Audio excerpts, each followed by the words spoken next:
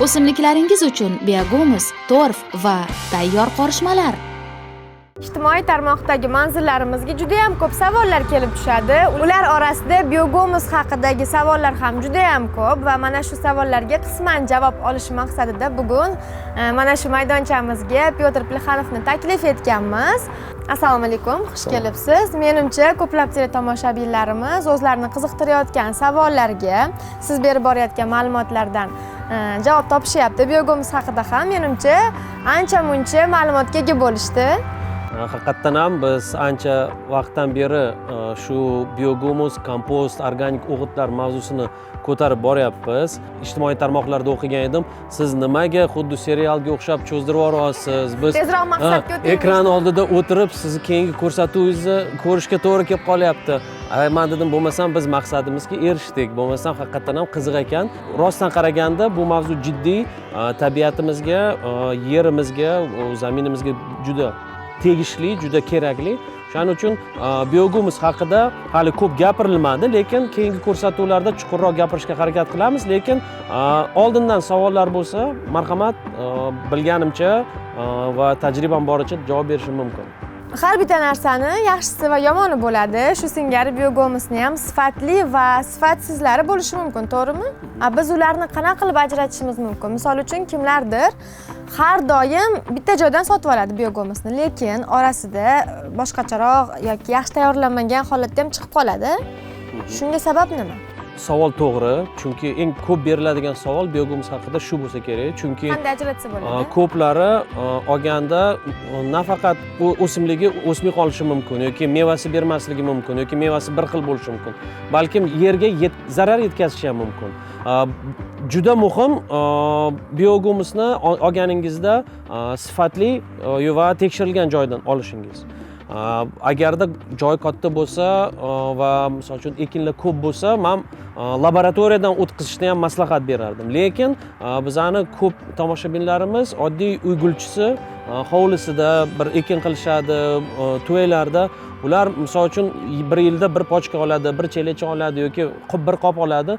Baribir hozir imkoniyat bor, birinchi navbatda internetda o'qib olsa bo'ladi. Hozir ko'p ishlab chiqaruvchilar haqida ma'lumotlar kelyapti va misol uchun biz shaxsan o'zimiz harakat qilamizki, kimga mahsulot yetkazsak, biz haqida otziv, taqrizingizni yozsangiz deb iltimos qilamiz. Keyingi ko'rsatuvlarda men bir ikkita usulni ham tayyorlab qo'yaman. Uy sharoitida biohumus yaxshi yomonligini qanday bilish mumkinligini. Chunki bu uchun misol uchun suv kerak bo'ladi, oddiy bir o'lchatgichlar kerak bo'ladi. Uni hozir bir so'z bilan aytib bo'lmaydi. Bir so'z bilan aytib bo'lmaydi, lekin nimaga e'tibor berish kerak? Birinchi, upakovkasiga, ya'ni idishiga yoki qadoqlanganligiga. Yaxshi ishlov berilmagan va sifatsiz mahsulot ishlab chiqarayotgan tadbirkor u qadog'iga ham pul sarflamaydi. Demak, yaxshi, sifatli, chiroyli qadoqlangan bo'lsa, ichiga ham ishonch bor desa bo'ladi. Shunaqa. Endi birinchi qadam shu, lekin ichini ochib ko'rganingizda ham birinchidan hech qanaqa yomon hid chiqmasligi kerak. Ikkinchidan hech qanday axlat, musorlar bo'lmasligi kerak. Tosh, shisha, hatto men bir xil biohumuslarda betonni ham ko'rganman. Misol uchun temirchilar chiqadi. U tadbirkor, ishlab chiqaruvchi bunga e'tibor bermayapti. Yoki bo'lmasam uni oddiy ariqdan qora tuproqni kovlatib turib, uni elekdan o'tkazib yuboradi, biohumus deb aytadi. O'zi ko'pchilik oldindan shu biohumusni u qora bo'lsa bo'ldi deb eshitishgan. Lekin bu noto'g'ri. U nafaqat qora, balkim uni chuvalchangdan ham o'tgan bo'lishi kerak. Rangi o'zi qora bo'ladimi? Jigar, to'q jigar rangdan qora ranggacha bo'ladi. Endi boqilayotgan ovqatiga bog'liq bu narsa va shunga qarab rangi o'zgaradi. Birinchi bo'lib qadoqlangan bo'lishi kerak. Ikkinchidan tosh va boshqa musorlar bo'lmasligi kerak. Uchinchidan umuman qattiq bo'lmasligi kerak. Chunki biohumus bir-birini ustida qopda tursa ham olinganda qattiq joylari bo'lishi mumkin, lekin olinganda yumshoq ezish kerak. Asosiy bir tamoyillardan birlari. Endi to'rtinchisi qo'lni ham kir qilmasligi kerak. Chunki qo'lni kir qilsam, qora dog'laringiz qolsa, bu degani yo kul qo'shgan, yo ko'mir qo'shgan bo'lishi mumkin. Biohumusni aynan o'sha chuvalchanglar yordamida qayta ishlangan holda tayyorlanadi, to'g'rimi? Lekin boshqa bir usullari ham bormi? chuvalchangdan tashqari. Bundan tashqari usullar yo'q. Ko'pi biogumusni hali bilmaganda, hali respublikamizda rivojlanmaganda hamma narsani o'sha hamma qora tuproqni biogumus deyishardi. Yuvilgan mol axlatlarini, ot axlatlarini u ham qop-qora bo'lib qoladi yuvilgandan keyin, lekin u biogumus emas. Chunki biogumus bo'lish uchun o'zi gumus so'zi gumin kislota degan so'zdan keladi va o'sha aynan axlatlar, organik chiqindilar chuvalchang qornidan o'tgandagina gumin va fulvik kislotalarga boy bo'ladi. Va bu o'simlik rivojlanishi uchun juda yaxshi bir kuch beradigan vitamin hisoblanadi. Lekin boshqacha usulda qilib ko'rganlar ham bor. Uni birinchi savolimizga qaytamiz. Bular oddiy tuproqni kul bilan aralashtiradi, oddiy axlatlarni. Lekin ular o'simlikning rivojlanishiga foyda bermaydi, umuman. Misol uchun oddiy mol axlatini olib, yuvib, chiritib ishlatsak ham u foydali. Lekin biogumusdagi foydali bo'lmaydi. Uni biogumus deb hisoblanadi. Uni biogumus deb hisoblanadi. Tabiiy yo'l bilan sifatli biogumusga ega bo'lish uchun baribir chuvalchang yordamida bo'lish kerak. Oldin olingan ko'rsatuvlarimizda biz kompost masalasini ko'targanmiz. Kompost misol uchun u tez tayyorlanadi va birinchi u tayyor bo'lganda u unchalik biogumusga o'xshamaydi, lekin uni misol uchun yana 2-3 oyga qoldirsak, hasharot, bakteriyalar uni juda ham mayin qilib tashlaydi, biogumusga juda o'xshaydi. Va ko'plari o'sha kompost tayyorlab uni biogumus qilib sotishadi. Lekin u haqiqatan ham biogumus emas. Chunki haqiqiy biogumus faqatgina chuvalchanglar yordamida bo'ladi. Hozir o'zingiz aytib o'tdingiz, ayrimlar o'sha kompostni ham biogumus deb o'ylashadi yoki sotib olishadi, to'g'rimi? U bilan aynan chuvalchanglar yordamida tayyorlangan biogumusning farqi bormi?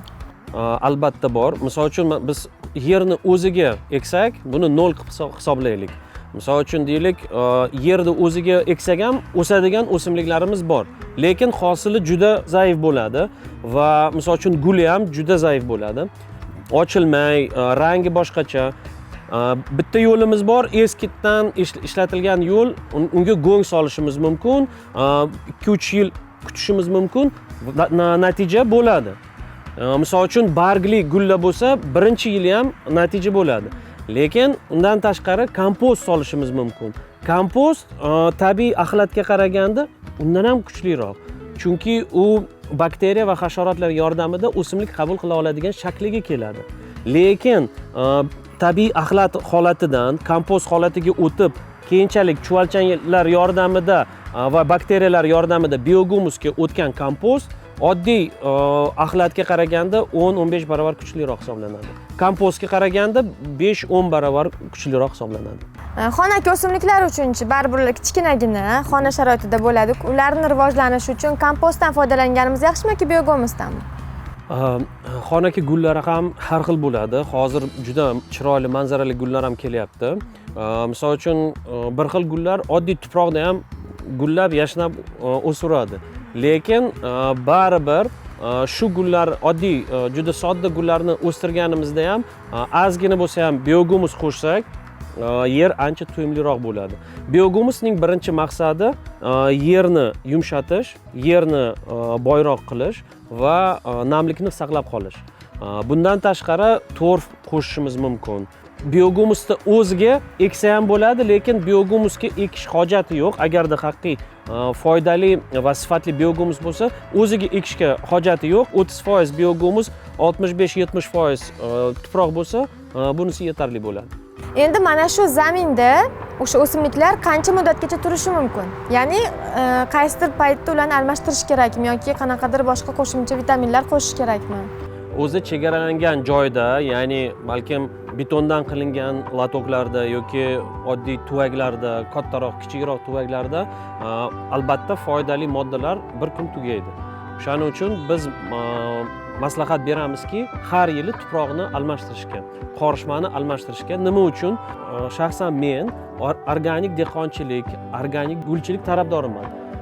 Shuning uchun hech qanday kimyoviy, sun'iy tarzda moddalarni, foydali moddalarni qo'shmasdan turib, ya'ni shu organik moddalar bor tuprog'ini har yili almashtirilsa, gullar shu tabiiy holda bularni moddalarini qabul qilib, gullar yashnab o'sib ketaveradi. Uzoqroq gullar chiroyli bo'ladi. Bir yilda bir marta bahorda bo'lsa bo'ladi yoki bo'lmasam kuz kuni ham uni qilsa bo'ladi. Yoki bahor yoki kuzgi mavsumda almashtirish maqsadga muvofiq. Yana bir savol, mana shu biogomusni masalan yerga o'simliklarni rivojlantirish uchun aralashtirdik qorishma sifatida. Qaysidir o'simliklarga foydali, to'g'rimi? Lekin zarari yo'q menimcha. Lekin qaysidir o'simliklarga hech qanday foyda bermasligi ham mumkinmi? Biogomusning foydali tomoni juda katta va u juda boy, to'yimli. Shuning uchun biogomusni misol uchun binafshaga o'xshagan gullarga qo'shishdan ehtiyot bo'lishimiz kerak. Nima uchun? Chunki u shunchalik to'yimliki, barglari juda katta bo'lib o'sib ketishi mumkin, guli kichkina bo'ladi va me'yordan oshib ketar ekan. Shuning uchun binafsha ko'paytiruvchilar ko'pada so'raydi. Bizga bir to'yimsizroq tuproq qilib bera olasizmi yoki torf ko'proq bormi? Nima uchun? Chunki baribir azot, fosfor, kaliy ko'p me'yorda bo'lgani uchun barglar birinchi o'sib ketadi va sukulentlariga, ya'ni shu sahrolarda o'sayotgan yoki quruqroq joylarda o'sayotgan o'simliklarga biogomus ko'p berishi mumkin emas. Nima uchun? Chunki hatto o'sha barglari yorilib ketishi ham mumkin. Chunki ichi juda suvli, zarar yetkazishi mumkin. Lekin kimyoviy tomondan, ozuqaviy tomondan zarar yo'q. Misol uchun juda ham to'yintirib yoki juda ham ko'p vitamin berib bunaqa bo'lishi mumkin emas. Chunki bu tabiiy mahsulot. Kimyoviy mahsulot bilan biz azot yoki fosfor yoki kaliy boshqa moddalarni ko'paytirib yuborishimiz mumkin va barglarimiz sarg'ayishi mumkin, gul to'kilishi mumkin. Biogomus bilan, haqiqiy biogomus bilan buni qilib bo'lmaydi. Shu ijtimoiy tarmoqdagi manzillarimizga shunaqa savol ham kelgan. Biogomus o'simliklarning ildizini kuydirib yuborishi mumkinmi degan? O'zi bu savol nimadan kelib chiqadi? Chunki foydasiz va sifatsiz mahsulot ko'pligidan yoki oxirigacha qayta ishlanmaganligidan. O'zi kuydirilish jarayoni nimani hisobiga bo'ladi? Chunki tarkibida qayta ishlanmagan organik chiqindilar qolganligi uchun.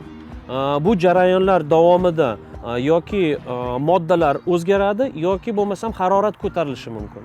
Bir xilda bitta biogomusda misol uchun qopda tursa, u agarda ochilganda bu qopdan issiqlik kelsa, juda katta qo'l ushlab bo'lmaydigan issiqlik kelsa, bu degani oxirigacha ishlanmagan uni o'simlikka ishlatish kerak emas. Yo'q, uni ishlatib bo'lmaydi. Shunaqa holatda kuyib qolishi mumkin.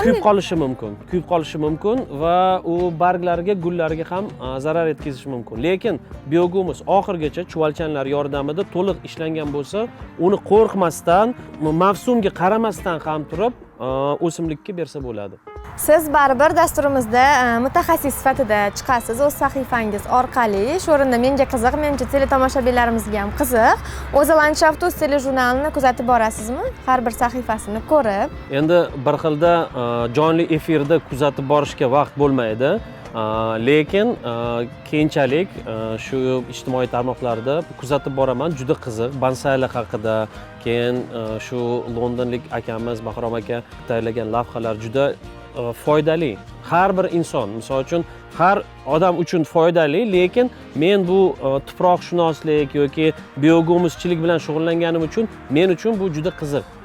O'simliklar qanday o'syapti, qanday rivojlanyapti, u yerdagi iqlim sharoitida bizni iqlim sharoitidagi farqlar juda to'g'ri. Chunki aynan shu biogomus ishlab chiqarish texnologiyalari ham chet eldan kelgan. Buni rostini aytish kerak. Bu tabiiy narsa, lekin kimdir chet elda buni ko'proq o'ylagan va o'shaning uchun men doim tajriba almashishga tayyorman va albatta kuzatib boraman. Menimcha teletomoshabinlar o'zlarini qiziqtirgan savollarga qisman bo'lsa-da javob olishdi. Hali bu mavzu haqida uzoq gaplashsak bo'ladi, to'g'rimi? Tomoshabinlarga ham katta rahmat. Savollaringiz uchun yana savollaringiz bo'lsa, marhamat berishingiz mumkin va biz javob berishga harakat qilamiz. O'simliklaringiz uchun biogomus, torf va tayyor qorishmalar